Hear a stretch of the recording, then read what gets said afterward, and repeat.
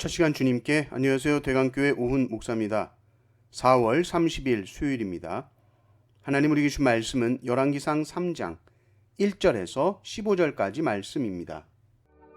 솔로몬이 애굽의 왕 바로와 더불어 혼인관계를 맺어 그의 딸을 맞이하고 다윗성에 데려다가 두고 자기의 왕궁과 여호와의 성전과 예루살렘 주위의 성의 공사가 끝나기를 기다리니라.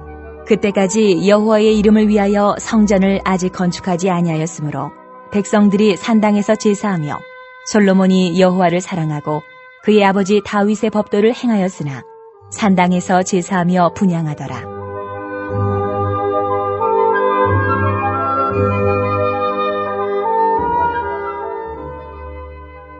이에 왕이 제사하러 기브온으로 가니 거기는 산당이 큼이라. 솔로몬이 그 제단에 1000번제를 드렸더니 기브온에서 밤에 여호와께서 솔로몬의 꿈에 나타나시니라. 하나님이 이르시되 내가 내게 무엇을 줄꼬 너는 구하라. 솔로몬이 이르되 주의 종 내 아버지 다윗이 성실과 공의와 정직한 마음으로 주와 함께 주 앞에서 행함으로 주께서 그에게 큰 은혜를 베푸셨고 주께서 또 그를 위하여 이 큰 은혜를 항상 주사 오늘과 같이 그의 자리에 앉을 아들을 그에게 주셨나이다.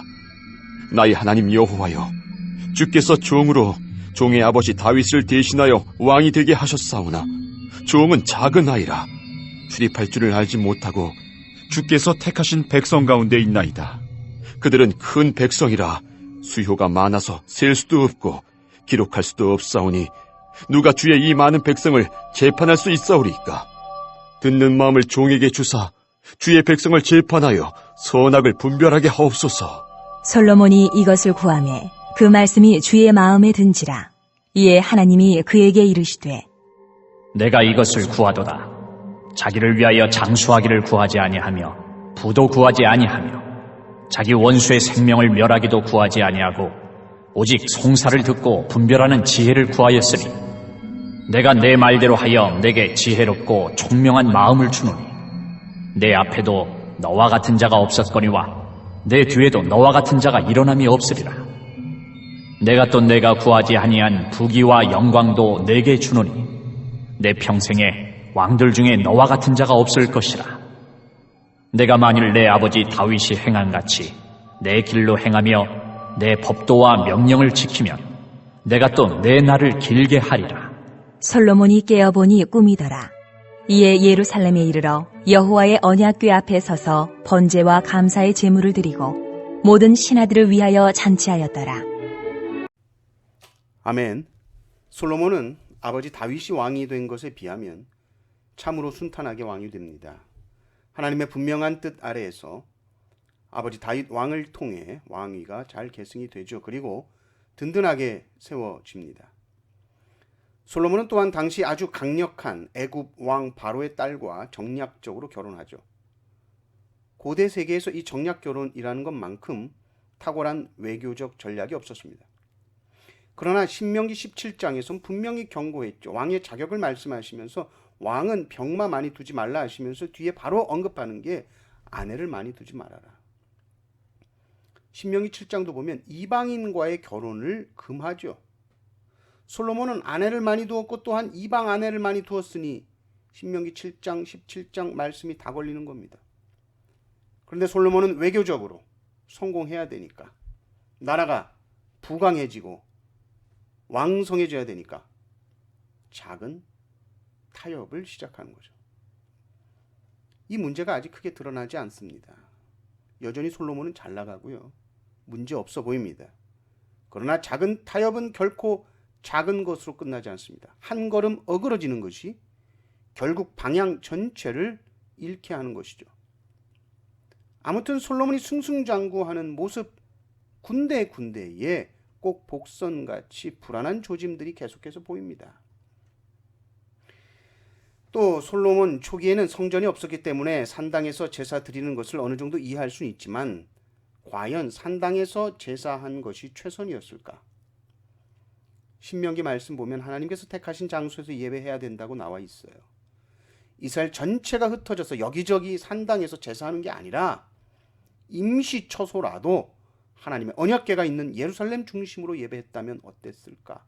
말씀에 그리 되어 있으니 다윗이 이미 언약궤를 예루살렘으로 가져왔으니 솔로몬이 일천 번제를 기본 산당이 아니라 예루살렘을 중심으로 했으면 훨씬 좋았을 겁니다. 그러니까 솔로몬의 모습이 온전하진 않습니다. 인간적인 연약함이 보이지요. 그러나 하나님은 솔로몬의 마음을 귀하게 보시고 그 일천 번제의 보상으로서가 아니라 은혜를 베푸셔서 꿈에 나타나사 내가 내게 무엇을 줄고 구하라고 하시죠. 그때 솔로몬은 듣는 마음을 구합니다.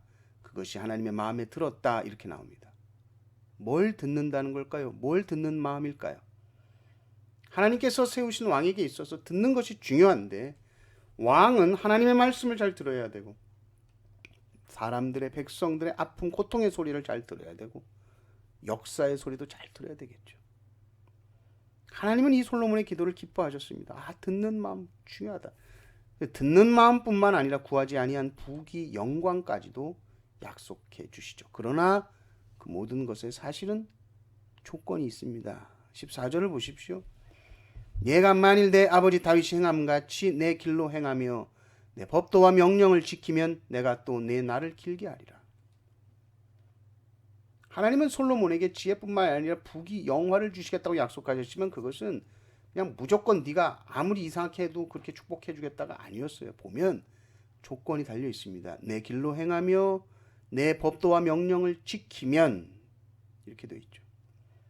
하나님이 주시는 복은 분명히 은혜로 시작합니다마는 그 복을 계속해서 유지하고 그 복이 참으로 내 삶의 생명이 되도록 만드는 것은 순종입니다. 은혜를 많이 받았습니다. 그런데 순종 없이 유지될 수 있을까요? 순종 없는 부귀, 순종 없는 성공, 그것은 오히려 사람을 파멸로 이끕니다. 순종 없는 지혜, 그것은 결국 교만이 되죠. 우리는 솔로몬의 말년을 잘 알고 있습니다.